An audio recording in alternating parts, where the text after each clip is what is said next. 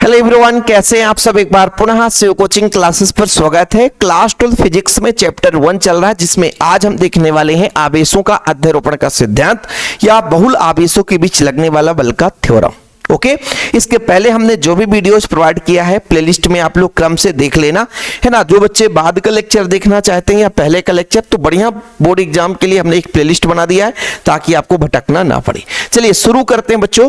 जैसे मैं कहता हूं एक सिंगल आवेश है, इसके चारों ओर 10 आवेश हैं, तो 10 आवेश द्वारा इस पर बल लगाया जाएगा। क्योंकि कूलाम ने बताया था, कूलाम ने यह बताया कि यदि कोई दो आवेश हैं तो इनके बीच बल लगता है, और ये बल जो है आवेश के परिमाण के गुणनफल के अनुक्रमानुपाती, और इसके बीच की जो दूरी होती है उसके वर्ग के व्युत्क्रमानुपाती होती है। अर्थात F समानुपाती Q1 Q2 बटा आर स्क्वायर।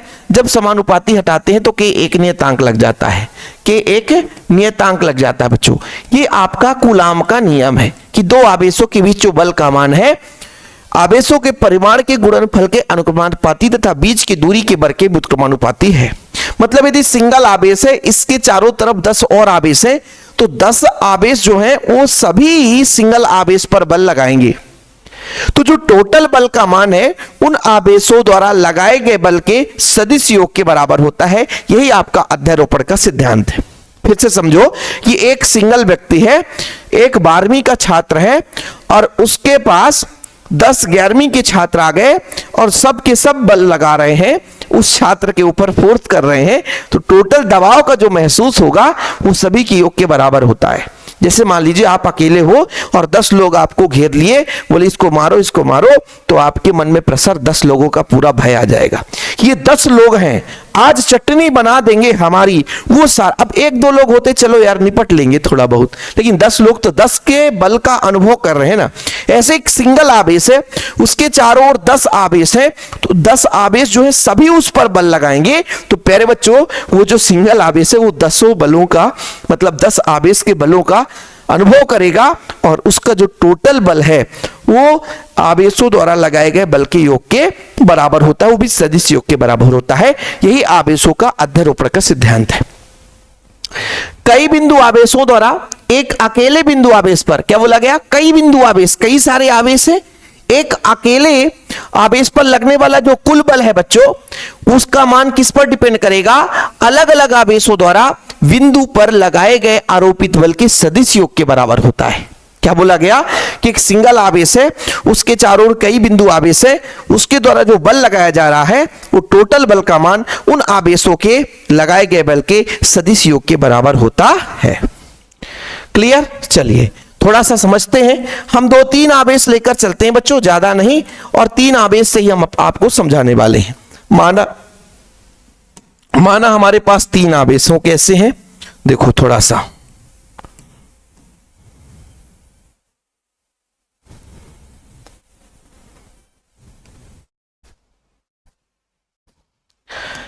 तीन आवेश हैं, जैसे मैं कह देता हूं यहां पे Q1 है, Q1 ना करो, यहां पे आप Q1 यहां पे कर दो बच्चों। Q1 है, ये Q2 है, और ये Q3 है। ठीक है, अब इसके सेंटर से मैं यहां पे बात करता हूं। यहां से बच्चों इसकी दूरी R2 हो जाएगी। ठीक है,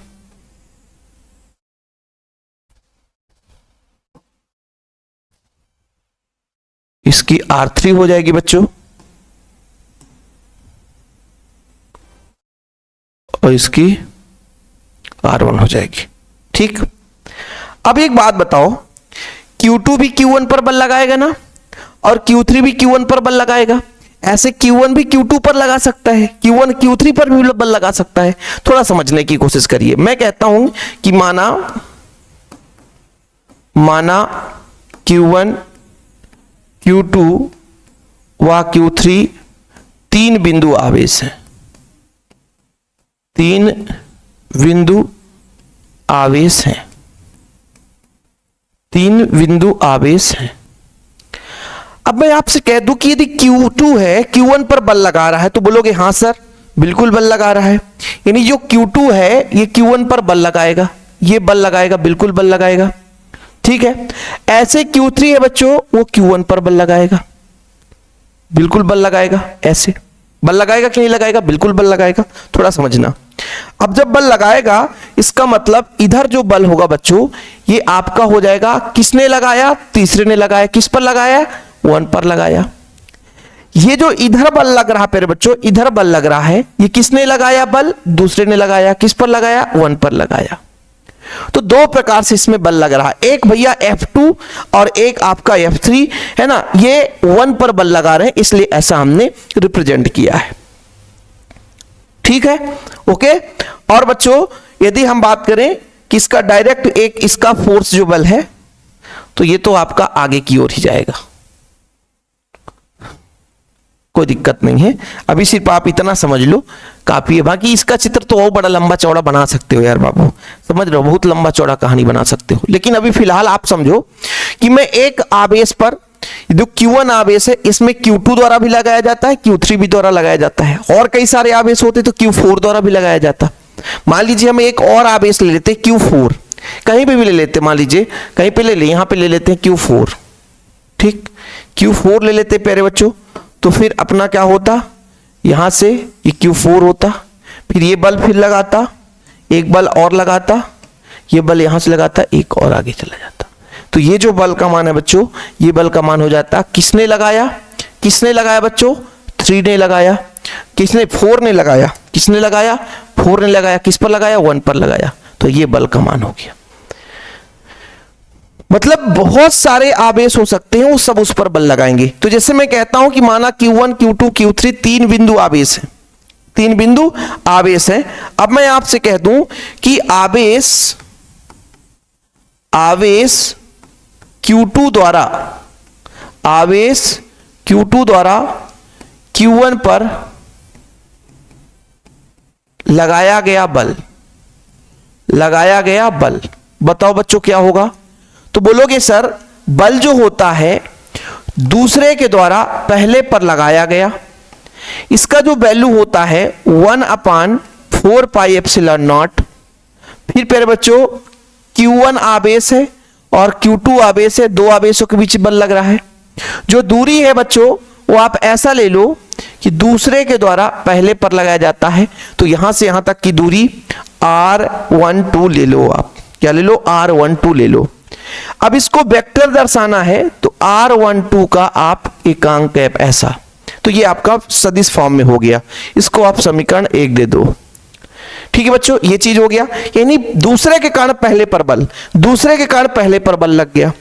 अच्छा आगे हम बात करते हैं कि आवेश, जो आवेश कौन सा है बच्चों, आवेश Q3 द्वारा, आवेश Q3 द्वारा Q1 पर क्या लगाता बच्चों, बल, लगाया गया बल। ये कितना हो जाएगा प्यार से बताओ, मैंने बोला 3 द्वारा 1 पर, 3 द्वारा 1 पर बल लग रहा बच्चों, तो ये कितना हो जाएगा 1/4 पाई एप्सिलॉन नॉट। अच्छा आवेश का 1 और 3 के बीच बल लग रहा है, तो दोनों आवेश के परिमाण के गुणनफल के अनुक्रमानुपाती, बीच की दूरी के, दूरी 3 द्वारा 1 पर लगाया जाता है, तो ये हो जाएगा। और इसको वेक्टर फॉर्म में दर्शाने के लिए कैप लगा दो 1 3। ठीक है, ऐसे ही बच्चों Q4 द्वारा भी बल लगाया जाता। हम तो यहां पर केवल 3 आवेश लेकर चल रहे थे, लेकिन इसके जगह हम 4 आवेश लेकर चलते तो Q4 द्वारा भी लगा देते। जैसे मान लीजिए पर माना Q1 Q3 Q, आप यहां पर 4 ले लो सर तो और अच्छा रहेगा। ठीक है, जैसे यहां पे मैं कहता Q1 Q2 Q2 Q2, फिर बच्चों Q3 व Q4, 4 बिंदु आवेश है, 4 बिंदु आवेश, 4 बिंदु आवेश, Q1 Q2 Q3 Q4, 4 बिंदु आवेश। ये हमारे पास 4 बिंदु आवेश है। तो हम यहां पर ऐसा भी तो कह सकते हैं कि भाई इस बार किसके द्वारा बल लगाया जाएगा, इस बार जो बल लगाया जाएगा वो Q3 द्वारा, किसके द्वारा बच्चों, Q4 द्वारा। किसके द्वारा, तो यहां पर आप लिख लो भैया Q4 द्वारा। किसके द्वारा, Q4 द्वारा। तो कितना हो जाएगा बच्चों, 4 द्वारा 1 पर लगाया गया बल, 4 द्वारा 1 पर लगाया गया बल 1/4 पाई एप्सिलॉन नॉट। फिर बच्चों 1 द्वारा 4 द्वारा, आवेश है ये 1 और 4 कूलाम के नियम से, दूरी हो जाएगा 4 से 1, ठीक है, और इसको सदिश फॉर्म में तो 1 4 हो जाएगा। अब अध्यारोपण के सिद्धांत से, किसके सिद्धांत से? अध्यारोपण के सिद्धांत से। अध्यारोपण का सिद्धांत क्या कहता है कि जो टोटल बल का मान है Q1 पर, अध्यारोपण के सिद्धांत से Q1 पर लगने वाला बल, लगने वाला कुल बल, ये क्या होता है?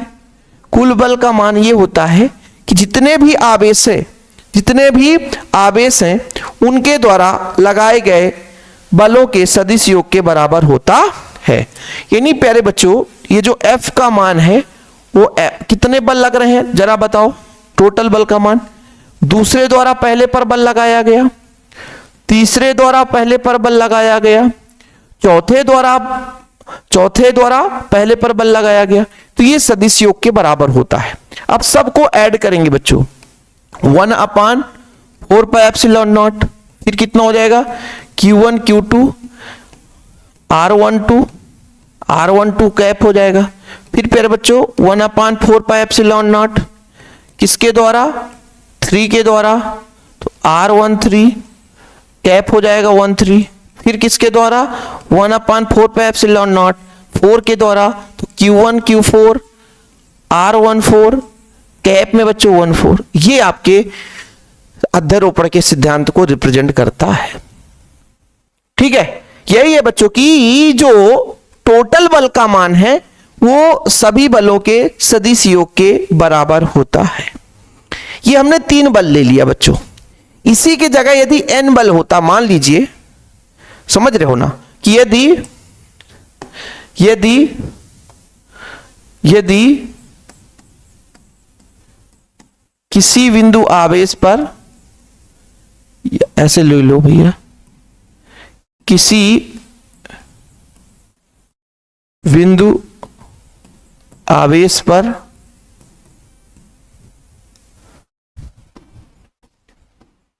n आवेशों द्वारा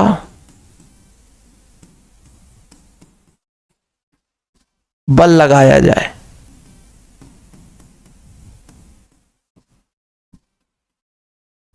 किसी बिंदु आवेश पर n आवेशों द्वारा बल लगाया जाए, तो मान के चलता हूं कि माना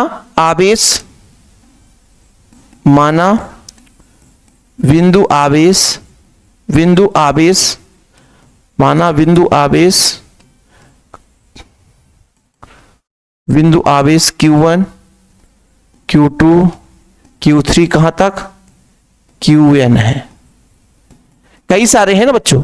अब मैं आपसे कह दूं कि Q1 पर लगने वाला बल क्रमशः कितना हो जाएगा बताओ? तो Q1 पर लगने वाला बल ये किससे निकालोगे सर? अध्यारोपण के सिद्धांत से। अध्यारोपण के सिद्धांत से F1 आप लोग निकालोगे तो क्या कहोगे? दूसरे के द्वारा पहले पर बल लगेगा, ठीक है बच्चों। तीसरे के द्वारा पहले पर बल लगेगा, चौथे के द्वारा पहले पर बल लगेगा, ऐसे ऐसे आगे आता जाएगा बच्चों। का पता कहां तक जा रहा है? तो ये आगे आपका n द्वारा पहले पर बल लगे। ये तो n का मान मतलब n है ना, तो n-1 तक हो सकता है, हालांकि n की जगह n-1 भी कर लो, चाहे n कर लो, उतना ही बच्चों।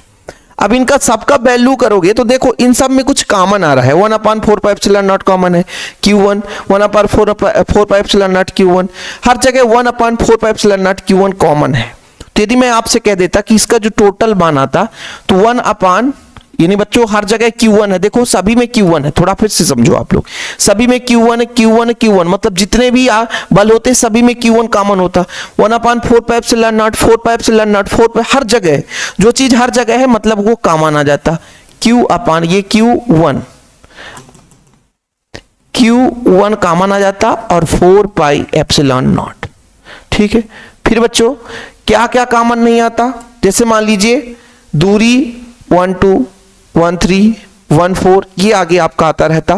फिर बच्चों Q2 Q3 Q4 ये कॉमन नहीं आता। जिसमें कहता कि दूसरे आवेश के द्वारा तो दूरी अपना हो जाता 1 2 r कैप 1 2। फिर बच्चों 3 के द्वारा तो 3 हो जाता, ठीक है, r13 r13 कैप। ऐसे आगे चलता जाता, कहां तक, qn तक चलता, r1n कैप हो जाता। ठीक, ये आपका चलता जाता। तो n आवेशों के द्वारा जो लगने वाला बल का मान है। इसको यदि आप लोग योग में दर्शाना चाहते हो तो Q1 upon 4 pi epsilon not, इसको आप समीशन दे दो। n का मान मान लीजिए कहां से लेकर चलोगे, 1 से। n का मान 1 से लेकर चलो, नहीं ऐसा ना लो, ऐसा ना लो, ऐसा करो कि ऊपर ले लो क्यू आई, QJ ही ले लो, J ले लिया ना बच्चों, और यहां R1 तो हर जगह है तो 1 रहने दो, और J ले लो। ठीक, फिर R वेक्टर, ठीक, 1 है तो 1 रहने दो, J ले लो। तो यहां पे जो J का मान है, J का मान है बच्चों, वो कहां शुरू होता है, 2 से। कहां तक जाता है, J का मान n तक जाता है। कहां तक जाता है, n तक जाता है। और ये अपना फार्मूला जनरेट हो गया कि बहुत सारे आवेश हैं बच्चों, तब उसके भी जो बल का मान है ये अपना 1 पर लगने वाला बल है। कई सारे आवेशों के द्वारा, मतलब बहुत सारे आवेश हैं, तब अध्यारोपण का सिद्धांत क्या कहता है, तो ये अपना थ्योरम आ गया। ठीक है, आज का एक छोटा सा ही टॉपिक था, आप लोग इसे तैयार कर लेना। बाकी बच्चों कोई भी टॉपिक मिस नहीं होने पाएगा, ये मेरा वादा है। और जो बच्चे चाहते हैं कि नोट्स लेना चाहते हैं भैया, तो मेरे पर्सनल नंबर 9685292949 9685299149 पर कांटेक्ट कर सकते हैं। एक छोटा सा अमाउंट लगता है नोट्स के लिए, बाकी प्रॉपर नोट्स आपको दिया जाता है। शिव सर का आप सभी को दिल से प्यार भरा नमस्कार। आपका भी भैया जो प्यार भरा कमेंट रहता है उसका रहता है सर को इंतजार, तो आप लोग भी प्यार भरा छोटा सा कमेंट जरूर करें और थम्स अप करके अटेंडेंस लगा दें। फिलहाल अभी के लिए इतना ही, मिलते हैं नेक्स्ट वीडियो में बच्चों। जय हिंद, वंदे मातरम।